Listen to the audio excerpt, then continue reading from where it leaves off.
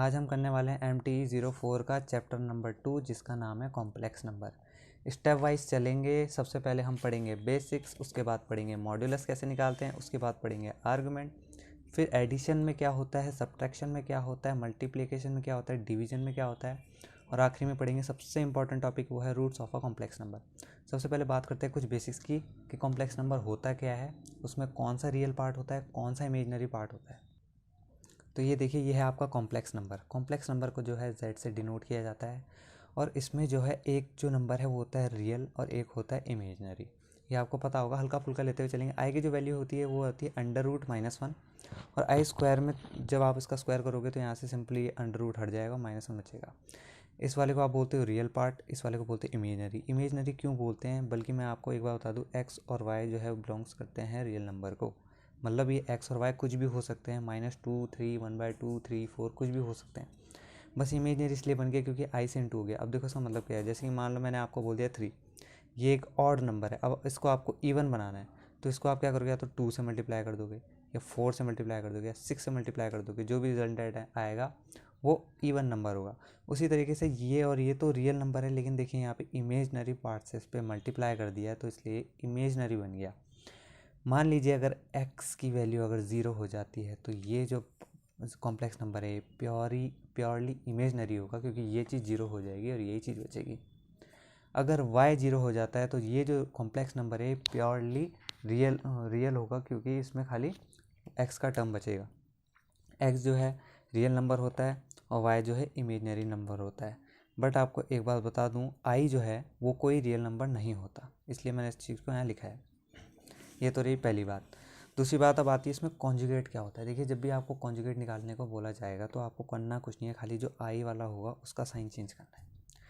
3 का 3 रहेगा, 4 आई का 4 रहेगा, 5 आई का 5 ही रहेगा, बस माइनस हो जाएगा। मान लीजिए अगर मैंने यहाँ बोल दिया 3 + 4 आयोटा, तो जो इसका रिजल्टेंट होगा वो क्या होगा, वो आपका होगा 3 - 4 आयोटा। देखिए कुछ नहीं करा है मैंने, सिर्फ खाली एक सम चेंज किया है, प्लस का माइनस किया है बस। बाकी सब 3 का 3 वही है, 4 का 4 वही है। बस ये जो है इसको आपको ऐसे डिनोट करना है Z बार से, ठीक है। 3 माइनस खाली सम चेंज किया है और कुछ भी नहीं किया है, ठीक है। अब नेक्स्ट चलते हैं, कुछ बेसिक बातें थी कि ये कॉम्प्लेक्स नंबर ऐसा होता है, रियल इमेजनरी वगैरह वगैरह, ठीक है। आयोटा की वैल्यू क्या होती है, सब था बेसिक्स। अब चलते हैं मॉड्यूलस कैसे निकालेंगे, आर्गुमेंट कैसे निकालेंगे, ठीक है। बेसिक्स तो हमारा हो गया कंप्लीट। अब मॉड्यूलस और आर्गुमेंट की बात करते हैं। तो मॉड्यूलस का नाम से ही पता चल रहा है मॉड की बात करे गए, तो मॉड तो निकालना है, पर किसका निकालना है। तो देखिए, अगर मान लीजिए आपको कोई भी कॉम्प्लेक्स नंबर दे रखा है तो उसका जो मॉड्यूलस होगा वो होगा x² + y²। अब x² y² क्या होते हैं, ये जो भी आपको उसने कॉम्प्लेक्स नंबर दिया होगा उसमें जो रियल पार्ट होता है वो होता है x, और जो इमेजनरी पार्ट होता है वो होता है i। लेकिन ये x और y जो होते हैं दोनों रियल नंबर होते हैं। जब आप इन दोनों का स्क्वायर करोगे अंडर रूट के नीचे तो आपका जो है मॉड आएगा, और इसी का आप मॉडुलस ऑफ z बोलोगे, इसको इससे डिनोट किया जाता है। अब आता है आर्गुमेंट। एक आता है आर्गुमेंट। आर्गुमेंट को आप सिंपली समझो थीटा बोलते हैं। थीटा की वैल्यू कैसे निकालेंगे, इतने को सॉल्व करके। इतने का ध्यान रखें आप, इतने को सॉल्व करना है आपको आर्गुमेंट के लिए। इतने को खाली ये, बस ये आर्गुमेंट की सबसे मेन फॉर्मूला है। 10y/x। y क्या है, वही जो कॉम्प्लेक्स नंबर में i का कोफिशिएंट होगा वो y है, जो x होगा वो x है। इसको निकाल के आप थीटा निकाल सकते हो। एग्जांपल के थ्रू बताता हूँ। मान लीजिए ये आपका कोई एग्जांपल है, i + आयोटा। अब देखिए आयोटा के कोफिशिएंट क्या होता है, y, और इसका क्या होता है x। जहाँ पे कुछ नहीं होता वहाँ पे 1 मानते हैं, तो जो y है वो हो गया 1, x तो ऑलरेडी 1 है। अब 1/1 क्या होता है, 1। अब 1 जो है 10 में किसकी वैल्यू होती है, वो होती है 1045 की। 1045 को आपको इस तरीके से लिखना पड़ेगा। अब इस तरीके से आपने क्यों लिखा है इसका भी कारण मैं बताता हूँ, क्योंकि आपको थीटा की वैल्यू चाहिए। इस 10 इनवर्स को हटाना है तो अंदर 10 इनवर्स लाना होगा, वरना ये किसी से नहीं हटने वाला। अब इस 10 से ये 10 कट जाएगा तो थीटा की डायरेक्ट वैल्यू आपको मिल जाएगी π/4। उसी को हम बोलते हैं आर्ग्यूमेंट वैल्यू ऑफ z। यही z आपका आर्ग्यूमेंट वैल्यू है, ये थीटा π/4। ये सारे टर्म आगे काम आएंगे जब हम लास्ट वाले टॉपिक की बात करेंगे। तो मॉड्यूलस आपको पता चल गया होगा, x और y का स्क्वायर करना है।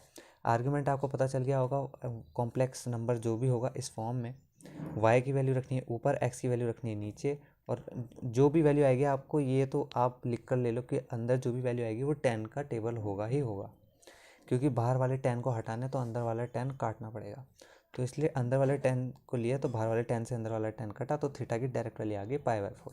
अब चलते हैं नेक्स्ट एडिशन और सब्ट्रैक्शन में। तो देखिए इसमें ना ज़्यादा कुछ खास है नहीं, इसमें सिर्फ आपको एक चीज़ का ध्यान देना है, जब भी आप एडिशन करेंगे तो एडिशन हमेशा, जब भी कोई भी दो कॉम्प्लेक्स नंबर है उसमें एक रियल होगा एक इमेजनरी होगा, ये तो सिंपल सी बात है। तो जब भी आप उन दोनों को ऐड करेंगे, एडिशन करेंगे, तो जो रियल वाला है वो रियल वाले के साथ ही करना है।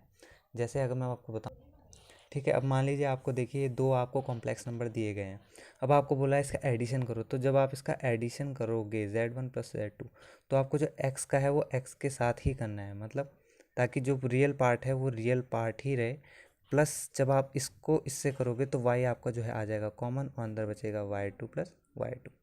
ठीक है, तो इसलिए आपको जब भी आप सब्ट्रैक्शन करें, आप x का x y1 से ना करें, जो एडिशन है वो इसका ही इससे करें, सॉल्व होगा, वरना आप फंस जाओगे, क्योंकि आई आपको कॉमन निकालना है। अब ये हो गया आपका रियल पार्ट, ये हो गया आपका इमेजनरी पार्ट, इसलिए जो एडिशन है वो भी ऐसी होगा, जो सब्ट्रैक्शन है आपका वो भी इसी तरीके का होगा, एक्स वाला एक्स से होगा, बस यहाँ पे नेगेटिव आ जाएगा और यहाँ पे नेगेटिव आ जाएगा।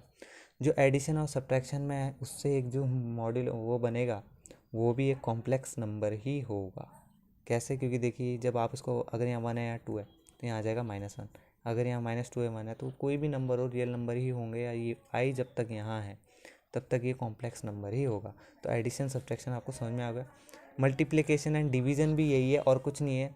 जब Z1 और Z2 को आप मल्टीप्लाई करोगे तो उससे भी जो बनेगा वो एक कॉम्प्लेक्स नंबर ही बनेगा। ठीक है, ये चारों टॉपिक हम कर चुके हैं। बेसिक सबसे पहले कर दिया था। मॉड्यूलस और आर्गूमेंट आपको समझ में आ गया होगा। आर्गूमेंट मतलब थीटा, मॉड्यूलस मतलब z का मॉड। एडिशन में भी वेक्टर ही बनेगा, बस सेम टर्म से करना है, x का x से करना है और आयोटा का आयो से करना है। सब्ट्रैक्शन में भी वही होगा, मल्टीप्लिकेशन में भी वही होगा।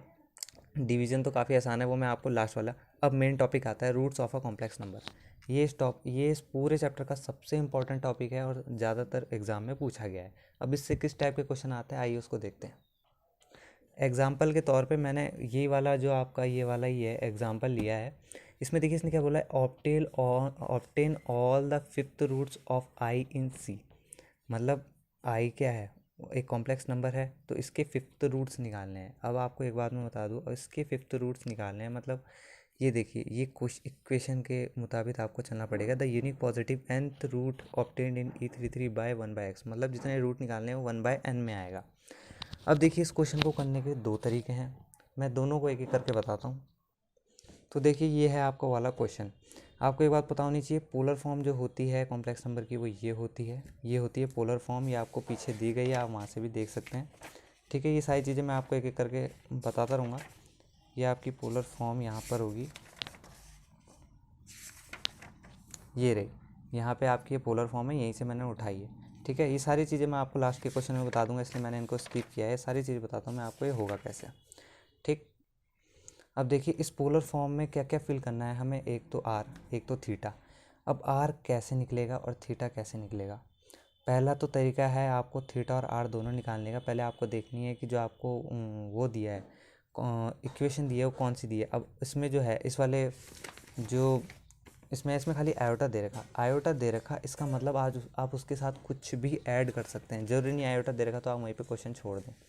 देखिए करना क्या है, अगर आपको क्वेश्चन में पेपर में आयोटा दे रखा है तो आप इसमें ज़ीरो ऐड कर सकते हैं, या तो अगर आपको आयोटा नहीं दे रखा है और 2 दे रखा है, -2 दे रखा है, तो आप उस पर 0 आयोटा ऐड कर सकते हैं। मतलब कहने का ये है कि आपको उसे कॉम्प्लेक्स नंबर बनाना है।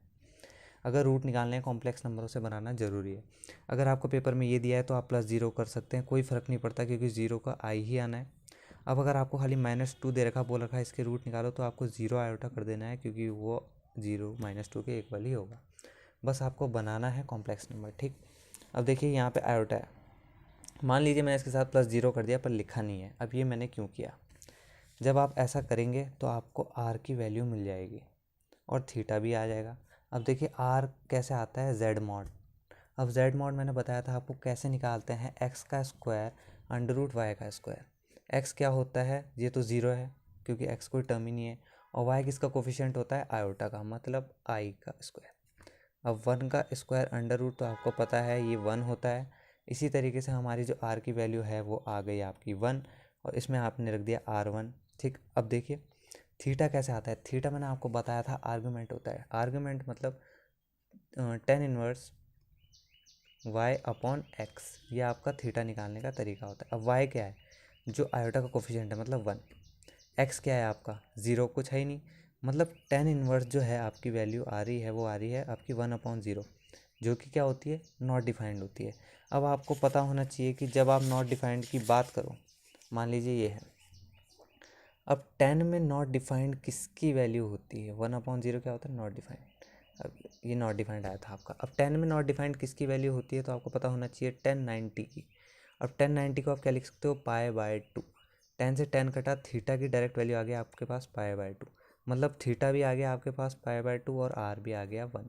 ये दो वैल्यूज़ आपको यहाँ पे रखनी है तो आपका z निकल कर आ जाएगा। ये देखिए, ये मैंने ऐसे ही किया है। यहाँ पे मैंने आर की वैल्यू भी रखी है और थीटा की वैल्यू भी रखी है। अब ये जो आयोटा है, अब उसने क्या बोला कि आपको 5th रूट निकालने हैं ऑफ आई के इन कॉम्प्लेक्स, मतलब Z5। कॉम्प्लेक्स नंबर को आप किससे नोट करते हो? Z5। ये चाहिए आपको 5 रूट चाहिए कॉम्प्लेक्स नंबर पे, किस में? इन 5 में, मतलब इन आई में। तो आपको ये जो पावर है इधर ट्रांसफ़र करनी पड़ेगी, मतलब Z को आप बोल सकते हो आयोटा 1/5। अब जब आयोटा 1/5 बोलोगे तो आपको जो है 1/5 इधर भी लिखना पड़ेगा, मतलब 1/5 इधर भी लिखना पड़ेगा और 1/5 इधर भी लिखना पड़ेगा। ठीक है, आयोटा ये देखिए z की 5, क्योंकि उसने बोला था 5 रूट निकालने हैं तो आपको आई इधर भेजना पड़ेगा। तो ये जो है, ये जो आपका स्टेप है z इक्वल्स टू, इसको तो रट लो क्योंकि ये हर क्वेश्चन में सेम रहेगा, z इक्वल्स टू आई।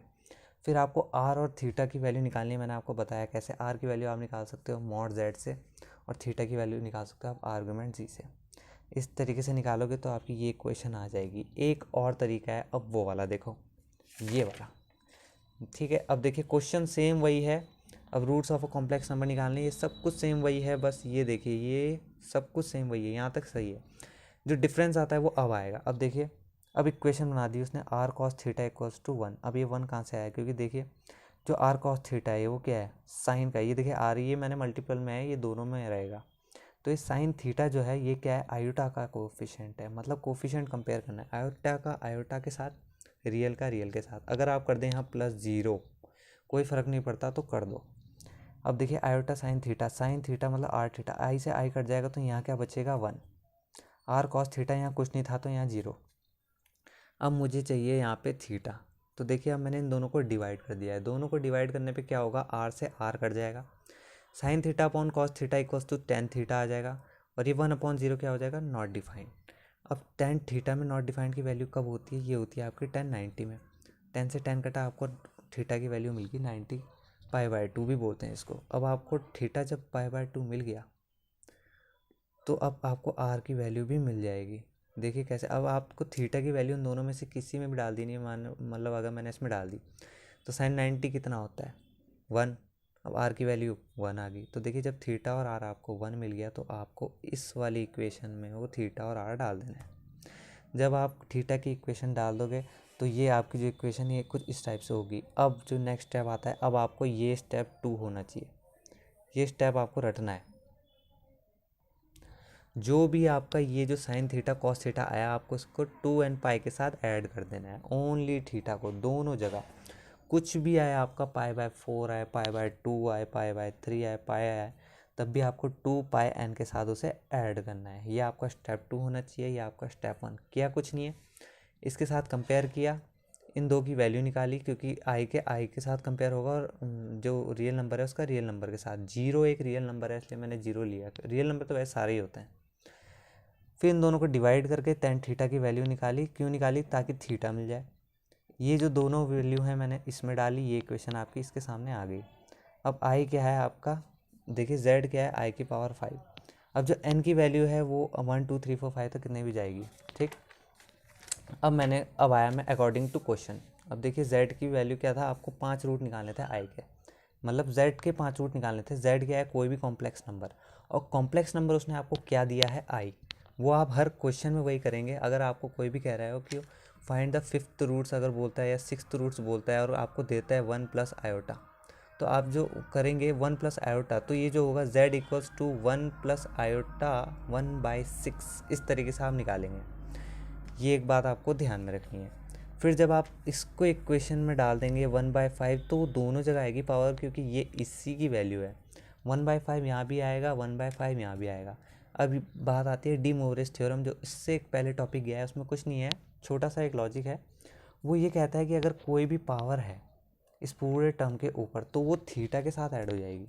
ये देखिए यहाँ पे, ये मैंने थोड़ी सी स्पेलिंग गलत सही लिखी है, लेकिन ये यहाँ पे गैप आता है। डी मोवरेज थ्योरम का नाम ऐसे नहीं लिखना है आपको, जैसे बुक में दिया गया है वैसे ही लिखना है अगर पेपर में क्वेश्चन आता है तो देखिए इस वो कहता है कि जो भी आपकी ये जो पावर में वैल्यू होगी वो थीटा के साथ मिल जाएगी। अब कॉस की जगह 1/5 आ गया, साइन की जगह 1/5।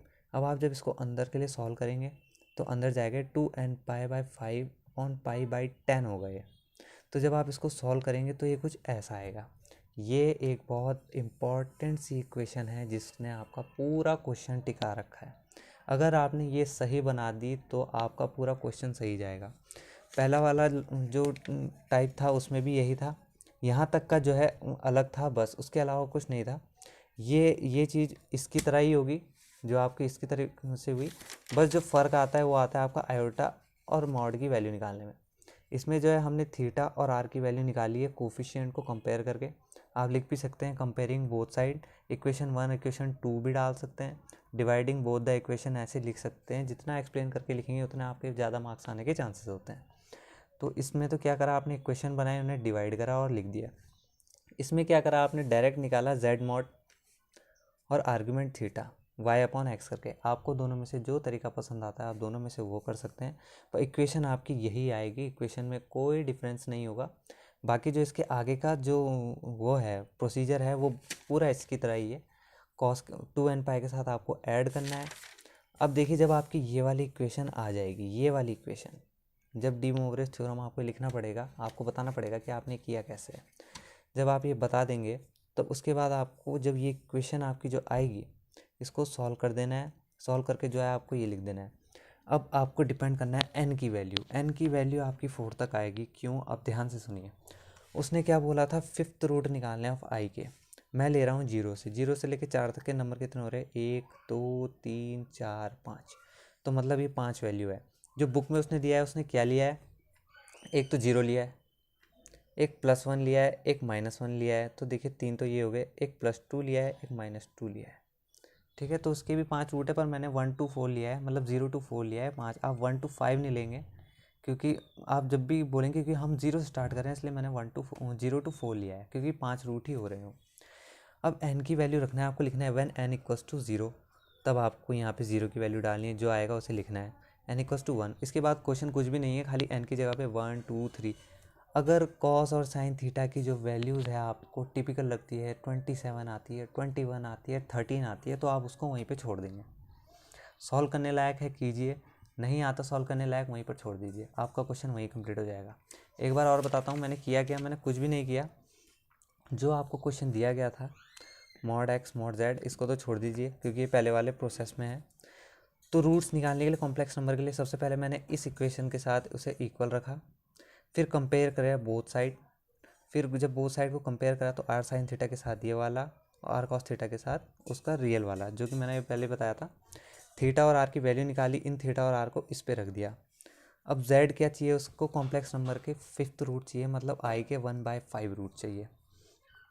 वो चीज़ मैंने यहाँ पर रख दी 1/5, और इसमें भी रखी 1/5। अकॉर्डिंग टू डी मोवरेज थ्योरम मैंने इन दोनों को सॉल्व किया, उसके बाद जो आया उस पावर को अंदर ले गया। उसके बाद जो आया उसे एक परफेक्ट इक्वेशन बना देना, वैसे तो बॉक्स बना देना, एक बॉक्स बना देना। उसके बाद n की वैल्यू 2 1 2 3 4 तक लिखनी है, क्योंकि आपको 5 रूट बोले गए हैं, 5 में से ये 5 हो गए हैं, आप गिन के देख सकते हैं।